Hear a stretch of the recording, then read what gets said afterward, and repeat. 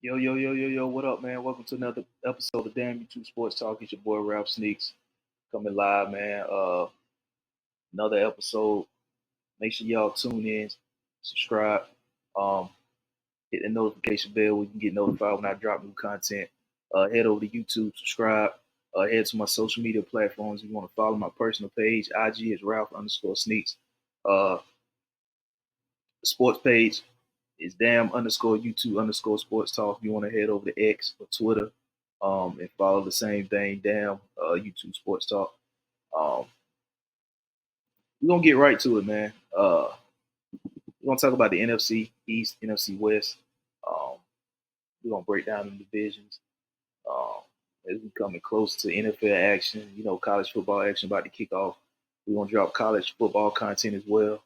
Um, but we're just gonna get through the NFC. I'm just gonna do the NFC East and the NFC West on this episode. Next episode, I get to the NFC North and the NFC South. Um, but yeah, man, a lot been going on. A lot of transactions in the NFL have been going on, been happening. Um, a couple players that were still available have found homes. We getting closer to the regular season. Like I said, we about to get ready to kick this thing off in a couple weeks. Let's start this off with the NFC East. Let's go to the Dallas Cowboys. They finished first in the division. Well, first, let me say this about the NFC East. Let me say this. I think all but one coach in that division is on the hot seat. And that's Dan Quinn. That's the only coach that ain't on the hot seat. He just got to Washington. So I don't think he's on the hot seat. But Mike McCarthy, hot seat. Nick Sirianni, hot seat. Brian DeBall, hot seat. I think if those seasons don't go as planned accordingly for those three guys, they could be out after this season. And like I said, Dan Quinn, the only one in that division, he just got hired to Washington, so he's going nowhere. So he's the only one, in my opinion, in this division that ain't on the hot seat. Those other three guys that I just mentioned, hot seat. But let's kick it off. Dallas Cowboys, like I said, they finished first division. They had a 12-5 record, but they lost some guys. And of course, we all know about the situation going on with CeeDee Lamb, the holdout contract negotiations. You still got Dak Prescott that you got to pay, and you also got Michael Parsons that you got to pay. So they got a tight, sticky, icky situation over there in Dallas. But they lost Tony Pollard to Tennessee. They lost Tyron Smith to the Jets. Michael Gallup, he went to the Raiders. And then after that, he ended up retiring from the NFL after he joined the Raiders. Stephon Gilmore, they lost him to free agency. He just signed a deal over there a couple of days ago in Minnesota. Leighton Vander Esch, he retired. Injuries caught up to him, so he's gone. The Kill did well. They didn't even really do much adding to the team this offseason. They added linebacker Eric Kendricks, Royce Freeman, and they added another running back. I can't think his name right now, but they added another running back too. But they didn't do much, and they brought Zeke back. You know what I mean? So they didn't do much of nothing in free agency. They really didn't do nothing at all. You know what I'm saying? So Eric Kendricks pretty much just replaced what you lose in Leighton Vander Esch due to retirement. But you look at the wide receivers over there, outside of CeeDee Lamb, the only receiver that you really know of is Brandon Cooks. So let's just say this CeeDee Lamb holdout lingers longer than what they wanted to linger. The regular season is right around the corner. They got to get something done. Because if you don't get nothing done with CeeDee Lamb, and you look at this whole CeeDee Lamb, that's basically your offense. Your offense is gone. You don't bring CeeDee Lamb in. Who else on that offense right now, outside of CeeDee Lamb, that can produce for you and get you in contention? Because if you're the Dallas Cowboys, that's what you're supposed to be into. You're supposed to be in contention. So you don't have CeeDee Lamb to open it up for you. You don't right now. Your wide receivers right now, without CeeDee Lamb, Brandon Cooks will have to be the one. Cavante Turpin, Jalen Brooks, Jalen Tolbert, and Ryan Flannery. Nobody know none of them guys outside of Brandon Cooks. And Brandon Cooks has played with several other teams before. Playing with the Patriots, playing with the Saints. He's played with other teams before, the Rams. He's played with other teams before. So you know Brandon Cooks, but do you think he can be a number one for you right now to replace what you will be missing in CeeDee Lamb? And with the holdout situation with the contract. So your offense is essentially gone when you don't have CeeDee Lamb there. Are you relying on Royce Freeman? Is your running back? Are you relying on Zeke again? You drafted Zeke, you had him there, you lost him, went to New England, now he's back. You rely on that. So if you Dallas, you're in a tight situation here. You don't want this to linger on long. Because you look at other teams around the NFC and what they've done, you can't afford to do this. You can't afford to be in this situation. Whatever it is you got to do to get CeeDee Lamb in there, pay him, get him in there, and figure it out later, which you should have already had it figured out. I don't understand how the hell Jerry Jones saying is not really a main priority or concern right now, whatever he said, something along them lines. But I don't understand that when that's your offense. That's your offense. Now, this could go one or two ways because, let's look at who they drafted. They drafted a tackle and Tyler Glue, guy out of Oklahoma. They took him in the first round. They took a DN out of Western Michigan, Marshawn Nealon. They took him. Cooper Beebe, another lineman out of K-State. Kalen Carson, a cornerback out of Wake Forest. Now you do get Trayvon Diggs back. Bland, who stepped in and played very well last year. So you're gonna have those two. Michael Parsons, like I said, he got a contract situation as well. The Dak Prescott situation, of course, the CeeDee Lamb contract situation. So let's just say, because it's almost like you fucked either way if you're the Cowboys. Because let's think about it in a different way. Let's just say the Cowboys go into the regular season and still don't got a CeeDee Lamb deal worked out. So CeeDee Lamb's not there. He's not playing. Going into the regular season, I'm just making this up to give you an example of how it could go.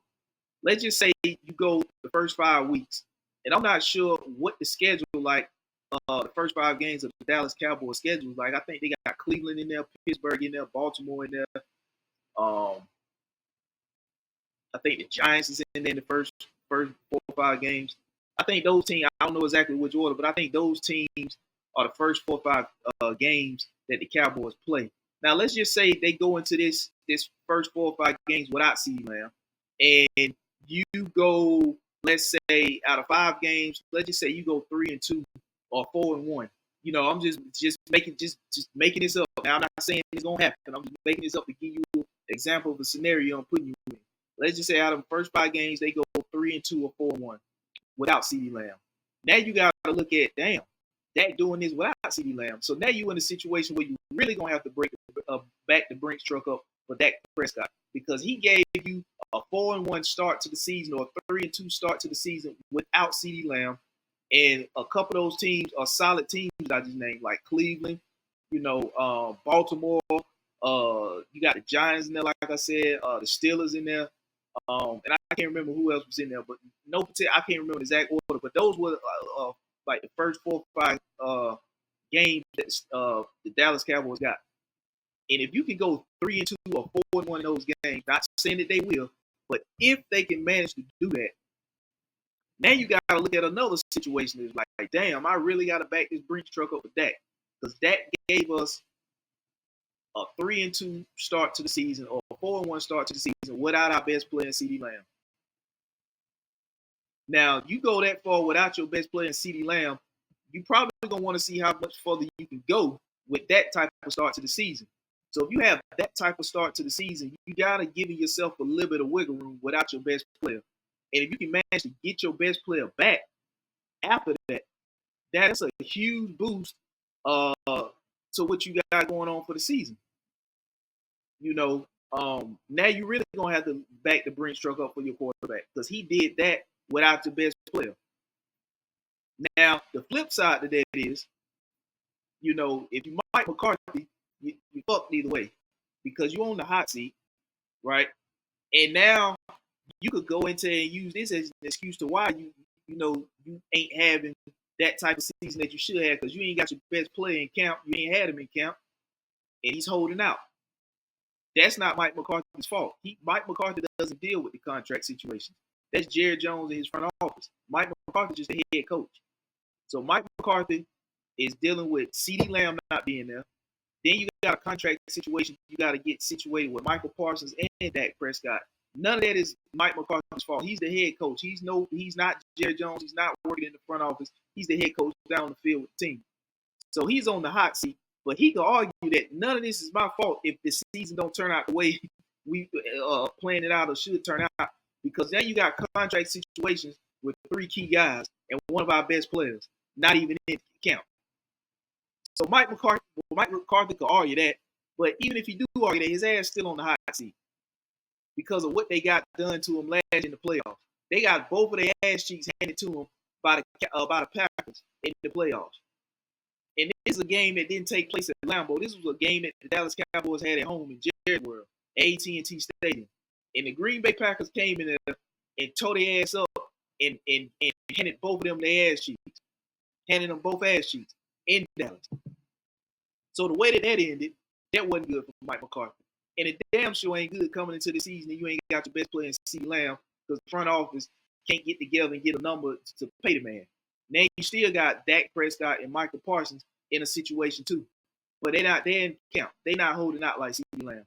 You need CeeDee Lamb there. Whatever you got to do, you got to get CeeDee Lamb in there. Otherwise, this shit could and will get ugly if you the Dallas Cowboys.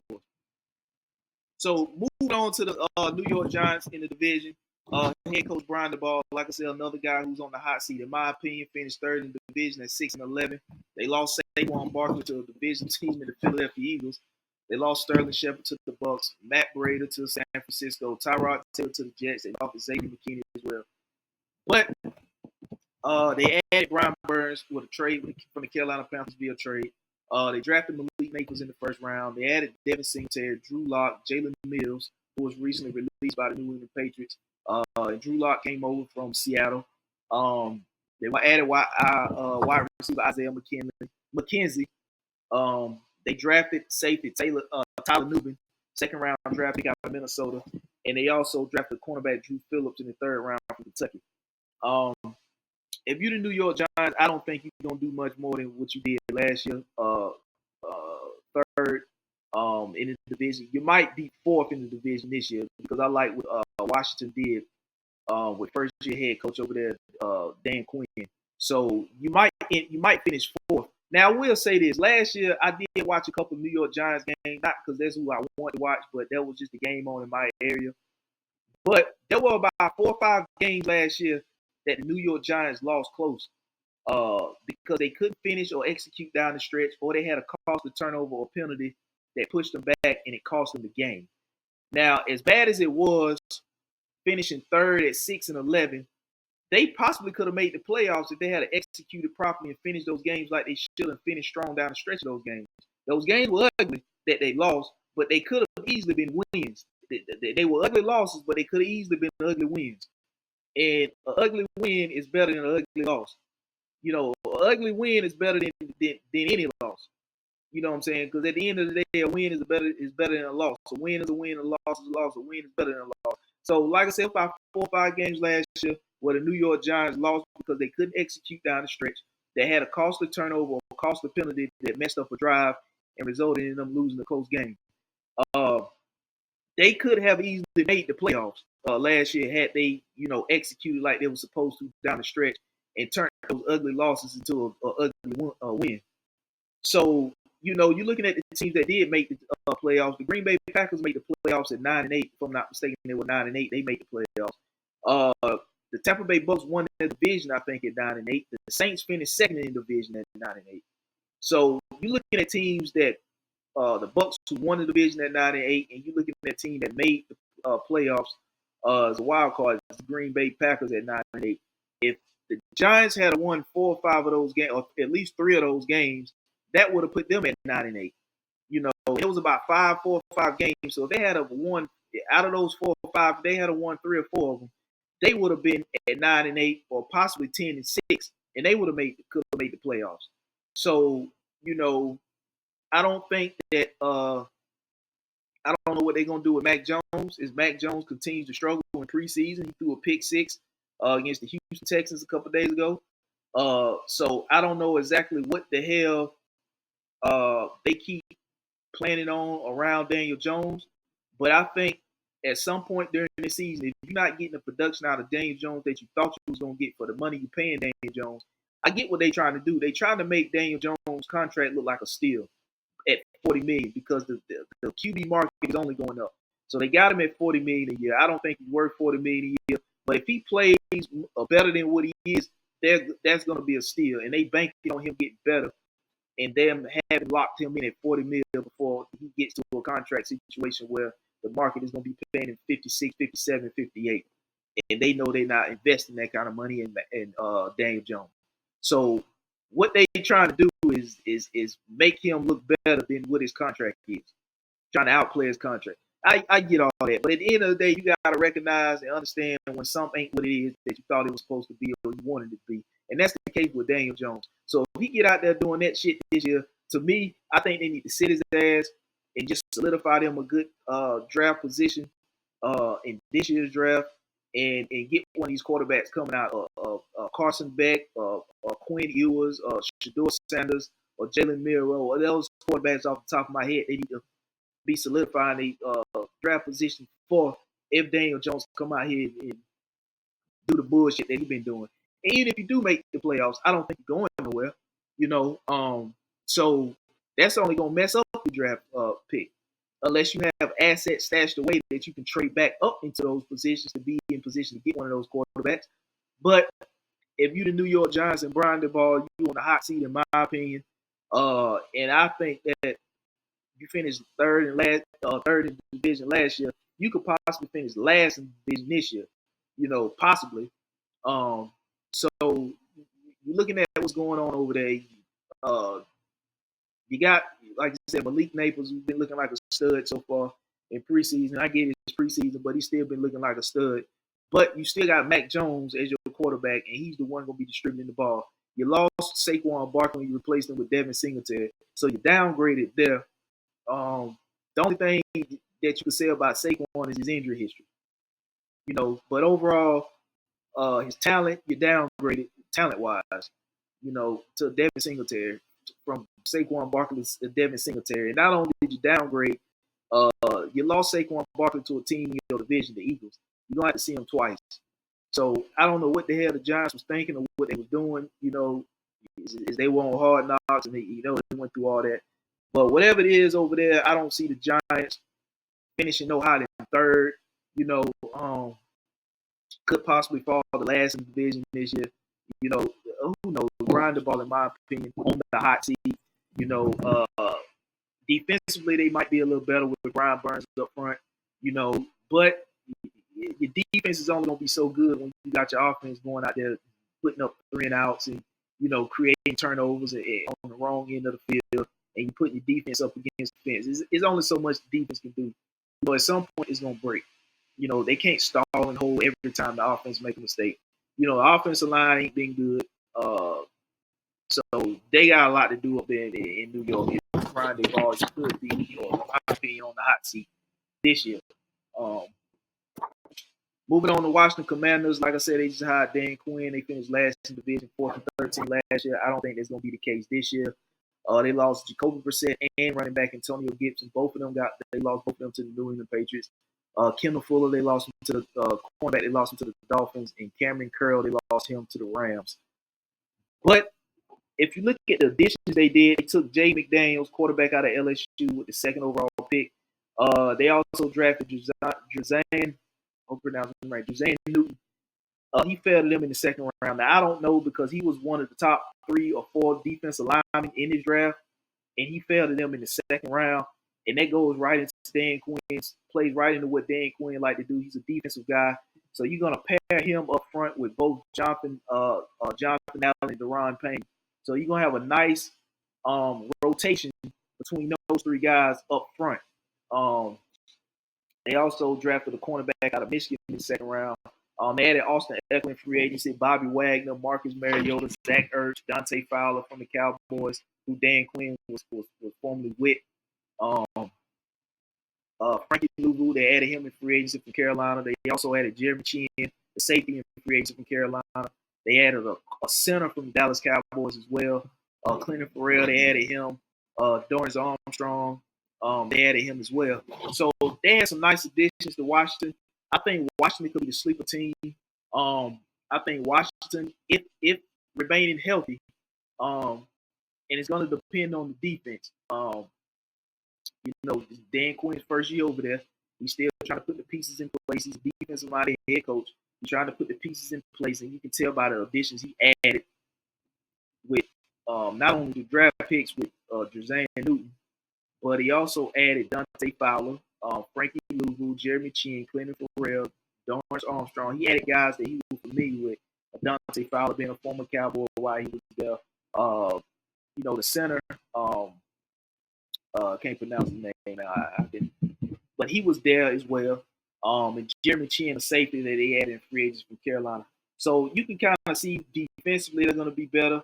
The only thing that scares me, they're going to have a nice front seven. You got Deron Payne, Jonathan Allen up front, Dorrance Armstrong, the second round rookie out of Illinois, Jazan Newton, who, like I said, I don't know how the hell he fell that far when he was projected to be a top 3, top 4 defensive lineman in this draft class. I had seen a lot of mocks with him going mid first round. And that was the latest. But things change on draft night. But Dan Quinn, they were excited as hell when he fell to him, and they took him, as they should. He's a Dan Quinn type of guy up front. So they're going to have a nice rotation, a nice mix up front right now between Deron Payne, Jonathan Allen, and Jazan Newton. Now, which one of those guys are going to be leaving the Commander soon between Deron Payne and Jonathan Allen? I don't know. But then you get a guy like Jazan Newton fall, can slide right in and be one of those guys' replacement. The only thing that concerned me on the defense would be more so the secondary with Emmanuel Forbes. He's struggling. He struggled some last year. He's struggling in camp this year. So far this season, he was 16 pick in last year's draft. He was a first rounder. They also drafted Christian McCaffrey brother, Luke McCaffrey. They also took him. So you're looking at the Washington Commanders. I think they'll be much better than 4 wins this year. Jay McDaniels looking solid in preseason. And like I said, man, it's only preseason. So I'm only going by what I see. And I understand that everybody is not playing starters, and even the starters that do play, they don't play no longer than 2 series. So, a lot of what you're seeing now is just backups playing backups and people competing for roster spots. So Jay McDaniels, he's probably not even playing that many snaps. He's the second overall pick out of LSU, so they probably ain't got him playing a whole first quarter. He's probably only playing maybe 3 series, if that. So I think they'll be much improved. I could see this team finishing 3rd, and they could finish as high as behind the Eagles at 2nd in this division. If all goes well, I like the running back mix. What they brought in with Austin Eckler, and they's gonna put him and Brian Robinson. That's gonna be a nice duo for Jay McDaniels, especially Austin Eckler, a guy who can catch the ball out of the backfield. He can be a security blanket for a rookie quarterback like Jay McDaniels, who can also take off and run. But I wouldn't want Jay McDaniels with his frame taking off running, taking those unnecessary hits, unless he's getting down and getting out of bounds and avoiding hits. But sometimes when guys take off running with that frame, they feel like they that elusive that they can avoid any and every evade any and every defender coming, and that ain't always the case. With his build and body frame, I wouldn't want him taking no more hits than he got to take. Even though they got rules in place to protect the quarterbacks now, I still don't want him taking off running, taking those hits. Now, if he take off and run, he can get the yardage. By any means, do that because he can. But I don't want him trying to get extra yardage and putting his body at risk with his build and his frame. If you can get the yardage, get it, get down, or get out of bounds. And like I said, Austin Eckler coming over from LA is a nice security blanket that you can dump the ball off to. And then they brought in Zach Ertz, a veteran tight end. So they brought in some veteran pieces that could help this young quarterback. And you still got Dotson there and Terry McLaurin there. I think they could go and add another wide receiver. I'm not sure who. That they will add. I can't even think of the ones that's available. I know Michael Thomas is available, but I wouldn't add him to Washington. Um, you got Hunter Winfrey. I think he's available. Um, those are the only off the top of my head that I can really think of that's available. But I think it's just year one for Dan Quinn. I think they're gonna really, what I mean, they're gonna put it together with Dan Quinn. I think Dan Quinn can now because they under new ownership right now in Washington. So I think Dan Quinn, his situation they had in Dallas, I think it'll be much better in Washington than it was in Dallas because you don't have a Jerry Jones uh, owner in Washington like Jerry's the owner in Dallas. So you still within the division, um, and looking at what Washington has done, they've done more in this offseason with Dan Quinn as now the head coach than the Dallas Cowboys have, and they, division rivals, and they've done more in the division than the Dallas Cowboys have with Mike McCarthy. Like I said, man, all the coaches in this division except Dan Quinn, in my opinion, are on the hot seat this season. And that's tough because there's only going to be one division winner. Somebody got to finish first. Somebody got to finish second. Somebody got to finish third. Somebody got to finish last. So, you know what I'm saying? It's tough to have three coaches in the division, in my opinion. This is my opinion. Now, I haven't read this, nobody else saying it. This is my opinion that three of the four head coaches in the NFC East are on the hot seat. The only coach that's not on the hot seat in this division, in my opinion, is Dan Quinn. That's the only one. Brian Daboll, hot seat. Mike McCarthy, hot seat. Nick Sirianni, hot seat. And speaking of Nick Sirianni, let's get to the Eagles, who finished second in the division at 11-6. They had some losses in this offseason, too. They lost Kevin Byard, Marcus Mariota, Hassan Reddick, who they traded to the Jets. And he's also dealing with a contract situation, holding out, not going to camp.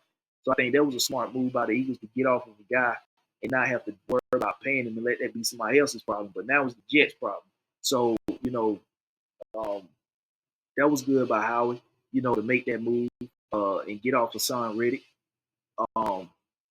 They lost DeAndre Swift also to the Bears. Jason Kelce retired. Fletcher Cox retired. And they lost the offensive lineman, Jack Driscoll. They lost him to Miami. But if you look at the additions, like I said, Saquon Barkley coming over from the New York Giants, they added Paris Campbell, the wide receiver, C.J. Gardner-Johnson, Bryce Huff, Will Greer as the backup, Zach Bond, they added him. They drafted pretty solid. They had a pretty solid draft. I ain't gonna lie, the Eagles, they drafted damn good, for the position they in. They took first round cornerback Kenyon Mitchell out of Toledo, and then they came back in the second round and took Cooper DeJean out of Iowa. They added Will Shipley, the running back out of Clemson, to back up Saquon.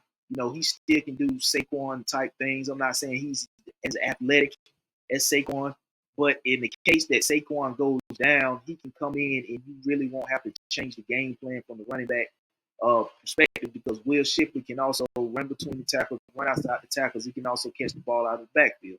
So you still can pretty much do the same thing with Will Shipley when you have Saquon out of the game. So I think that was a nice addition behind Saquon, who has an injury history. They had drafted Johnny Wilson out of Florida State. He's like 6'6". So, and I think they added another receiver in the draft as well out of Texas A&M. But if you look at this draft and Jeremiah Trotter, they added him as well. The son of former linebacker Jeremiah Trotter out of Clemson. They added him as well. So they did some nice additions through the draft. They added a backup quarterback in Will Greer in free agency. And they added another wide receiver, Paris Campbell, used to be with the Colts. They added him. I think this team right here, Nick Sirianni, you gotta win. You gotta get it done with this team. You got the pieces. You got your quarterback in Jalen Hurts. You still got AJ Brown. You got Devontae Smith. You added Johnny Wilson and Paris Campbell. You added two more receivers. You added a backup running back for Saquon. And then you went and addressed the cornerback position. You addressed the secondary in the draft. You took two of the top three or top four corners in this draft. You took both of them in back-to-back rounds. with, like I said, Quinyon Mitchell in the first round and then Cooper DeJean in the second round. So you took two of the top three, top four cornerbacks that was in this draft. You got two of them. So you addressed the secondary because we don't know what's going on. What's going to go on with Darius Slade, James Bradbury. So you did well in drafting two of the top 3 or 4 corners in this draft class.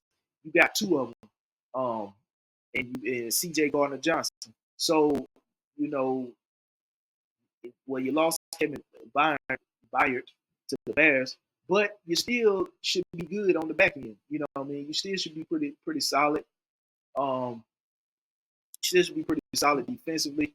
So I think Nick Sirianni, you got to get it done. And I understand the Eagles was just in the Super Bowl 2 years ago. I get that against the Chiefs. I get all that. They didn't win, but they got that. I get all of that. But the way that this team has been adding, the way that the GM and how it's been putting the team together, has made good replacement for players that he lost, whether it's free agency or whether it's through the draft. He's got off of players like Hassan Reddick, which was a smart trade. As you can see, Hassan Reddick want to get paid, and he holding out, and he ain't counting for the Jets now. So that's no longer the Eagles' issue to deal with. So you're looking at the smart moves that they made. Nick Sirianni, you got to get it done with this team. That's why I think he's on the hot seat. He has the tools, the roster to get the job done. So he has to get it done. I think the only way Nick Sirianni, in which I say he's on the hot seat in my opinion, but the only way that he wouldn't be on the hot seat, or is a slim chance that he wouldn't be on the hot seat, is if the Philadelphia Eagles look at what coaches would be available and they don't like none of them, so they would stick with Nick Sirianni based off of the team that they got assembled and the chemistry that they got assembled, unless he just gets into a situation where he not getting along with key players and all this, that, and the third. And it's got to be more than one key player. It has to be players, because I don't think they're going to bust, 3-4 players up just to keep a coach. Now if it's one player, and depending on who that one player is, they might move and trade him or whatever, release or whatever.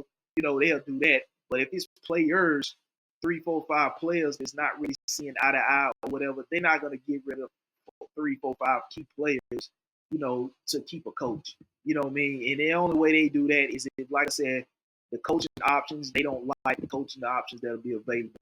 And they don't think none of them will be close to or better than a Nick Sirianni. And that's the only way. But other than that, I think he's on the hot seat, just like Mike McCarthy and just like Brian DeBall in that division. That's just my thoughts on the the NFC East. Like I said, man, we're gonna keep it moving to the NFC West.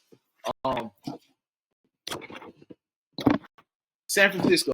Everybody knows the situation they got going on out there with Brandon Ayuk, and they also got Trent Williams. He holding out too. So if you San Francisco, you got to get that situation rectified. I don't think your situation in San Francisco is as worse as the one with CeeDee Lamb in Dallas, in my opinion. I think CeeDee Lamb is a better receiver than Brandon Ayuk. So that is a bigger issue in Dallas than Brandon Ayuk is for San Francisco, in my opinion. You're looking at what San Fran lost. They didn't lose a whole lot. They lost Sam Darnold to the Vikings, Eric Armstead to the Jags, Isaiah Oliver to the Jets, and Javon Kinlaw to the Jets. Both of those guys they lost to the Jets. But looking at what they added in Leonard Ford to that D-line up front, Devondre Campbell, former Packer linebacker, Yetur Gross-Matos, if I'm pronouncing that right, they added him. The edge rusher for Carolina. Joshua Dobbs, they brought him in to essentially replace Sam Darnold as Brock Purdy's backup. And Malik Collins, the D tackle. They added that. They've already drafted in the first round Brandon Ayuk's replacement. They drafted wide receiver Ricky Pearsall out of Florida in the first round. And in my opinion, this is my opinion.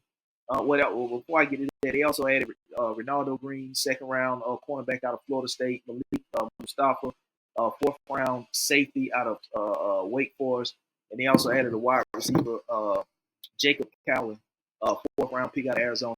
But in my opinion, the receivers that were available when they took Ricky Pearsall were better, in my opinion. I think they looked at Ricky Pascal and saw that his skill set fits Kyle Shanahan's system. I don't think he's more athletic or better than A.D. Mitchell, who went in the second round. Ladd McConkey went in the second round. Um, also, Keon Coleman, he went at the top of the second round.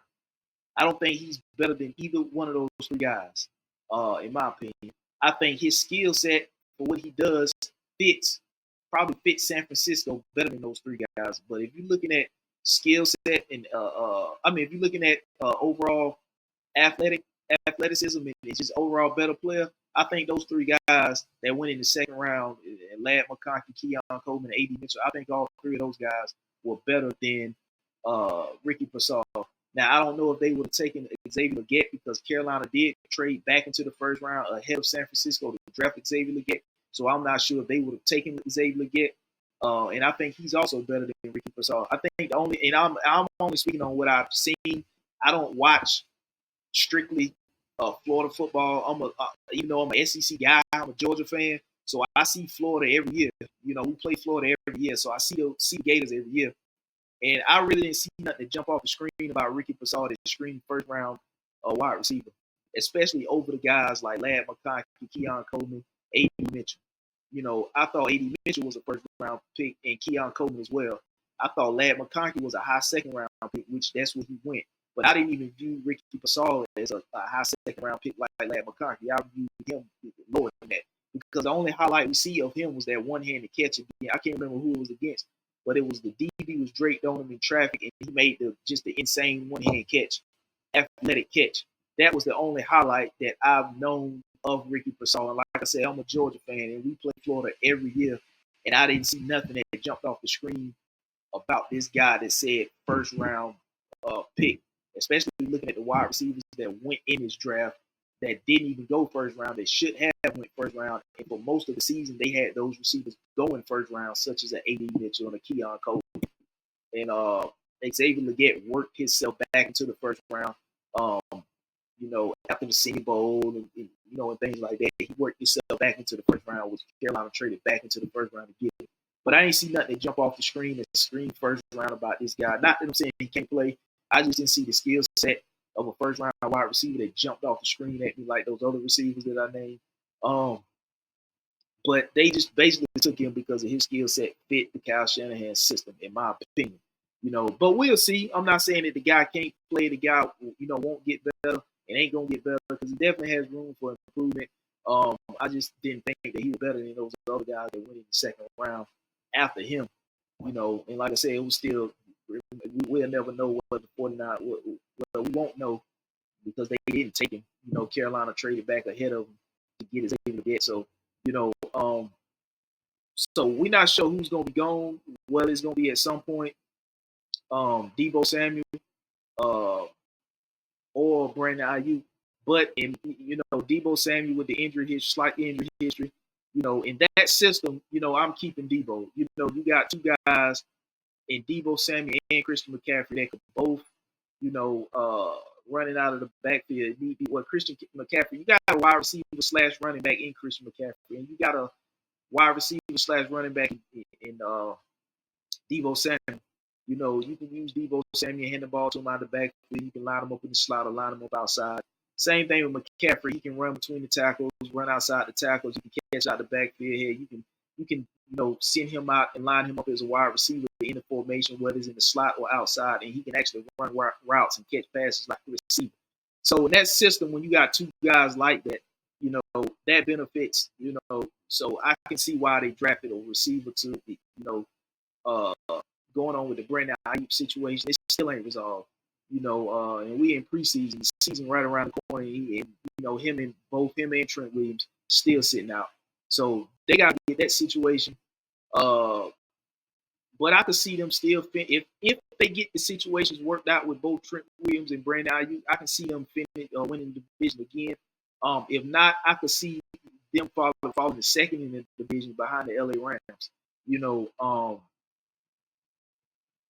So speaking of Rams, let's just go ahead and get to them. They finished second with 10-7. Sean McVay head coaching over there. They lost Aaron Donald to retirement. Royce Freeman, he signed to the Dallas Cowboys. Carson Wentz over there in Kansas City backing up Pat Mahomes. They lost Jordan Fuller, the safety, to the Carolina Panthers in free agency, and Jonah Williams, they lost him in free agency as well.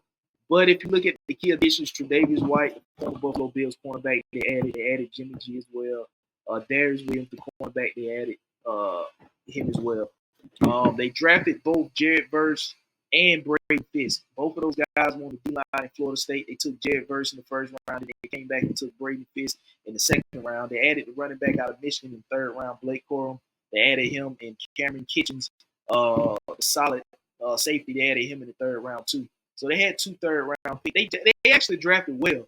You know what I mean? For losing Aaron Donald to retirement, that goes to show you how big of a guy Aaron Donald was. They had to draft 2 guys to replace him. And I think those 2 guys are going to do a good job. I'm not saying both of those guys are Aaron Donald. It's hard to say somebody's Aaron Donald right now, especially if you're a rookie. But I think those 2 guys are going to do well out there in LA. I think they did a damn good job of replacing along that D-line what they lost in Aaron Donald by drafting Jared Verse in the first round, then coming back in the second round and taking the same another D-lineman who was causing hell up front, Florida State, and Brady Fisk. So both of those guys are going to cause hell up front in that division.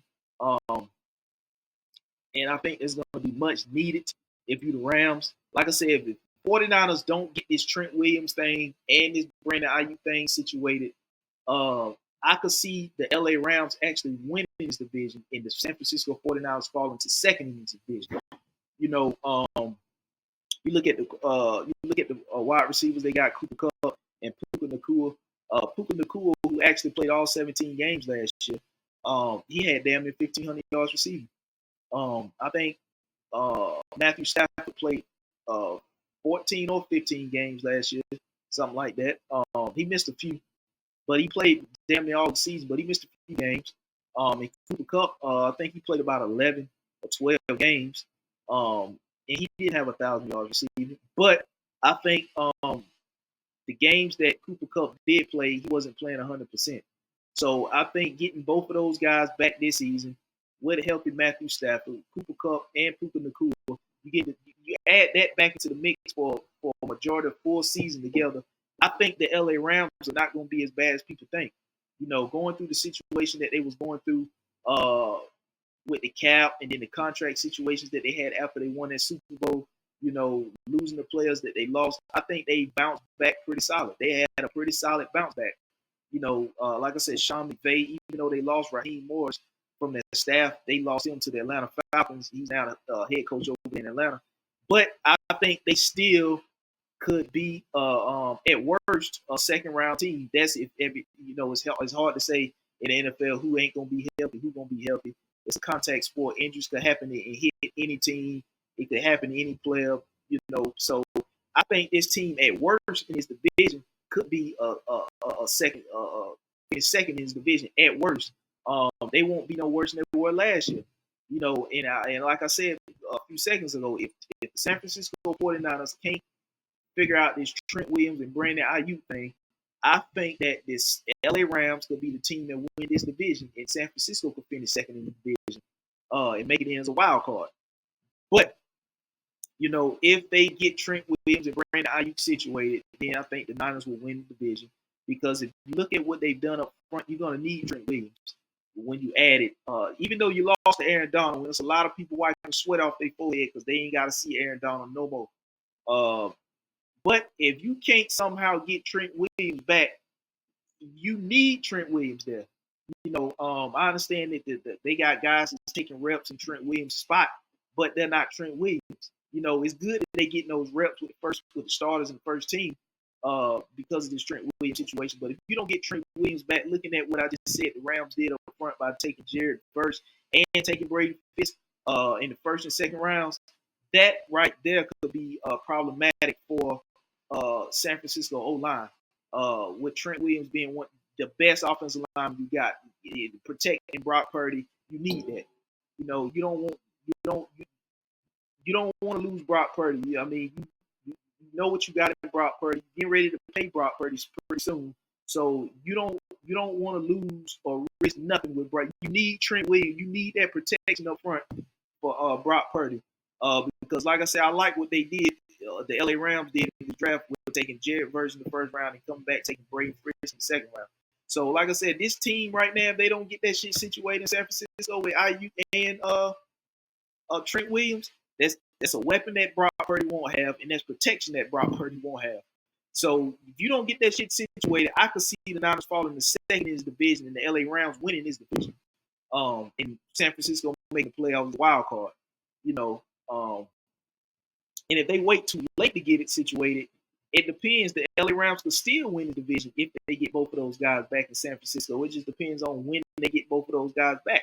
You know, if this thing linger on into the season and these guys ain't back or they ain't got this shit situated, depending on how far into the season they go, they could have to make up some ground, you know, to catch the LA Rams. And it might not be enough time to do it because of how they started the season without these two guys. So like I said, if they don't get that shit worked out, I can see the Rams winning this division. And 49ers making the playoff is a wild card team. You know, moving on, Seattle. They finished third, 9-8. They got a new head coach, Mike McDonald, who was the previous defensive coordinator over there in Baltimore, I think the past 2 years, if I'm not mistaken. They lost Quadre Diggs and they lost Jamal Adams, both to the Tennessee Titans. Will Disley, they lost to him. Damian Lewis, the guard, along in the offensive line, they lost him to free agency to the Carolina Panthers. Drew Lock, they lost him to the Giants. They lost Bobby Wagner to the Washington Commanders. Kobe Parkinson, tight end, he's going to the Rams. And Jordan Brooks, they lost him to the Miami Dolphins in free agency. But they added LaVisca Chenault, wide receiver from the Carolina Panthers in free agency.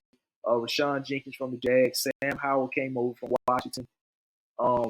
Jonathan Hankins from the Cowboys, they added him. Kevon Wallace from Tennessee added him. And Jerome Baker from the Dolphins, they added him to the linebacker corps. Mike McDonald being a defensive guy. Like I said, he was the previous defensive coordinator for the Baltimore Ravens. I think this team right now, they're not there yet. They definitely are putting together the pieces, and they already had a couple of pieces that was there before Mike McDonald got there.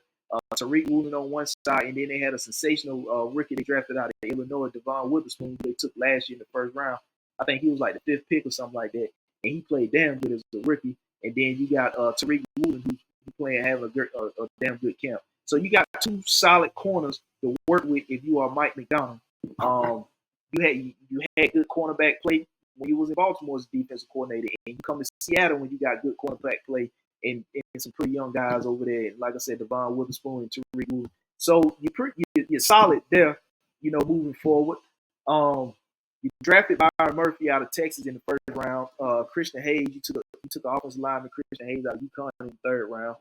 You took two corners later on in the draft, in the fifth and sixth round, both of those guys out of Auburn. So you don't have it in place yet, but I can see that it will be in place. And looking at the offensive side of the ball with Geno Smith, the first year he took over, he looked good. Last year, he kind of took a step back, so we're not sure how he's going to look this year. You added a backup in Sam Howell to back up Geno Smith. You got DK Metcalf there. You got Jackson Smith and Jigma there, second year receiver out of Ohio State. And you still got Tyler Lockett there. So offensively, and running back Kenneth Walker. So offensively, you're not bad at all. You ain't bad at all. So I can see this team right here. To me, Seattle is in prime position in this division that when one of San Francisco or LA, once one of those two teams, if not both of those teams, start to decline and dip, because, you know, we all see it happening when good teams are up there. It's just a matter of time before they take a decline and dip because of the cap space, because the players are going to want certain contracts. The team is probably not going to want to get them. So they're going to have to lose players. They're going to have to replace players. They're going to be up against the cap. They're going to have to get rid of some players because they don't have draft capital to replace certain players. So they're going to have to move certain players to get draft capital to replace other players. So teams that are up are going to, you know, sooner or later fall. And I think the Seattle Seahawks in this division is a team that's putting it together now that ain't bad when they got Mike McDonald. You know, they were 9-8 last season. Like I said, 9-8 won the division in the NFC South. 9-8 got you a second place finish in the NFC South. The Bucs won at 9-8. The Saints finished second at 9-8. The Green Bay Packers made the playoffs at 9-8. So 9-8 ain't a bad record. You know, it's bad for certain teams, but for the Seahawks, that's not a bad record. And I think, like I said, Seattle is one of them teams that's primed, they're in position right now. to make a significant leap in this division when one of the Rams or the 49ers take a drop. Because like I said, in the NFL, when you got the cap space, when you got cap space and when you got players that want certain contracts, this, that, and the third, you're going to have to find out and work that out. And a lot of times the team's going to take a hit. It may not be a significant hit, but it's going to be a slight hit where, you're going to have to release a player to create some cap space. You're going to have to restructure some contracts to create cap space. You're going to have to trade away some players to get some assets to replace a player or to keep a certain player. And that's going to kind of hurt you to a certain degree because you're going to value one player over another. So I think Seattle, like I said, this is a team that's not put together, but this is a team that ain't in a bad position. Looking at the overall roster, what I just named on the offensive side of the ball, and then they bring in a defensive-minded head coach who already got two solid corners in play there in depth. Devon Witherspoon, like I said, who they took last year in the first round, and then Tariq Woolen still there. And then taking Byron Murphy, one of the better D linemen in this draft. They took him in the first round. So you're gonna have some real tough interior play up front because Byron Murphy was tough. You're gonna get toughness in the trenches up front for Byron Murphy, and then you're gonna have two solid corners in Devon Witherspoon and Tariq Woolen. So you got something to work with. You're working with something on the defensive side of the ball, and then you already got something to work with on the offensive side of the ball with Metcalf, Jackson Smith, Smith and Jigma, then Tyler Lockett and Kenneth Walker. So you got something to work with. This just, like I said, this is one of them teams that is in prime position that maybe in a couple years when you start to see maybe the Rams and 49ers started to take a dip, this is going to be the team that's going to jump over them because of what they're putting together now. And if they don't do nothing bonehead, they're going to go into the 2025 draft and make solid picks. And I'm projecting they're going to make solid picks on the defensive side of the ball early because of Mike McDonald and his defensive mind and him coming from the Baltimore Ravens. Or if they don't, they're going to make some real good, solid defensive additions through free agency in this upcoming offseason after this season goes. So this is going to be one of them teams to watch out for that's going to make that could make a significant jump in this division when or if both or one of San Francisco or LA take a dip in a couple of years. This is going to be the team that's going to benefit from it because of what they're doing right now. Then we move on to the Arizona Cardinals, who finished last in the division, 4-13. Jonathan Gannon is the head coach. You're looking at they lost Hollywood Brown to the Kansas City Chiefs. They lost the linebacker Zeke Turner to the 49ers. Rondale Moore, they traded him to Atlanta for Desmond Ridder. DJ Humphries, they released. But they drafted first wide receiver came off the board. They drafted him, Marvin Harrison, stud wide receiver. They drafted him out of Ohio State.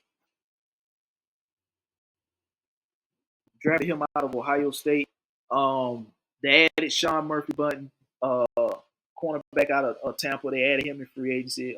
Jonah Williams from the Cincinnati Bengals. They added him on the offensive line. And then, like I said, Desmond Ridder, he came over via trade in that Rondale Moore trade. And Rondale Moore, I think, is out. If I'm not mistaken, he might be out for the season, over there in Atlanta. And they drafted DN Darius Robinson, first round out of Missouri. And they also drafted Trey Benson in the third round. That's the running back out of Florida State to come in and probably split carries or get some carries from James Conner. So you look at the wide receivers here. That's the weak spot right there. I'm probably looking at Budda Baker. I don't know why they haven't moved Budda Baker yet. They probably not liking the return they're going to get on Budda Baker. But I think if you are the Arizona Cardinals, you're nowhere near prime position to do anything yet, even though you just added Marvin Harrison Jr. to the mix. But you look at the wide receivers that they have there. Marvin Harrison Jr., they just drafted fourth overall pick. They got Zay Jones, Michael Wilson, and Zach Pascal. That's not a wide receiver room that's going to scare anybody. The only one that you really will concern you will be Marvin Harrison Jr., and he's a rookie who just got drafted. I get that he was the first receiver taken off the board, fourth overall, but that wide receiver room don't scare you. And Marvin Harrison Jr. would be the only one that would. And like I say, he's a rookie. So he's still going to grow and only going to get better in this league, in my opinion. Or a lot of people's opinion. Sure, he's only going to get better in this league. But having Kyler Murray there, It's good to have a wide receiver like Marvin Harrison there, but like I said, that wide receiver group is not gonna scare you. You know what I'm saying? They need to move off Buda Baker, in my opinion, get some draft capital, uh, so they can go into next year's draft and take another wide receiver. That's why I think they need to go wide receiver. Um, you know, another cornerback probably wouldn't hurt to go opposite of Sean Murphy Bunting, who you just brought in free agency from Tampa. Um, but like I said, man, if you can get some more draft capital by moving off of Buda Baker, you can trade him to a contending team that'll probably give you more of what you want because they would want his services more than you, and they would be willing to give up if they got the draft capital to give you. They'll be more than willing to give it to you because they are a contending team that need his services more than a non-contending team. You know, and I'm not even sure the wide receiver that's going to be coming out in this draft. The only one I can really think of that will be at the top will be my man from Missouri. I think his last name is Burton. I can't think of his first name. But he's at Missouri, wide receiver. Damn, I can't think his name. I can see because we played Missouri. I can see him, but I can't think his name. I think his last name Burton. Luther Burton, I think that's his name. Luther Burton. Yeah, Luther Burton. That's the only wide receiver that I can think of right now that will be available that high that I think the Arizona Cardinals will be picking.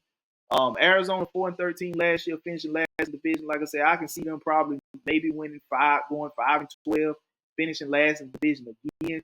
And they will be drafting high again, in my opinion. Unless they have some dramatic turnaround that I don't know about, you know.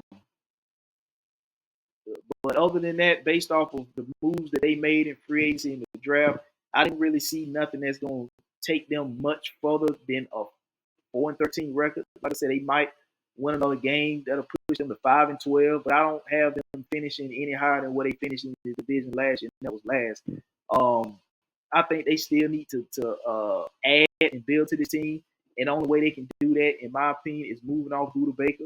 I'm not sure, like I said, why they haven't done it to get the capital and assets that they need.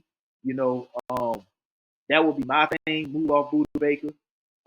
Take another wide receiver in the first round. Like I said, Luther Burton out of Missouri will be a damn good fit.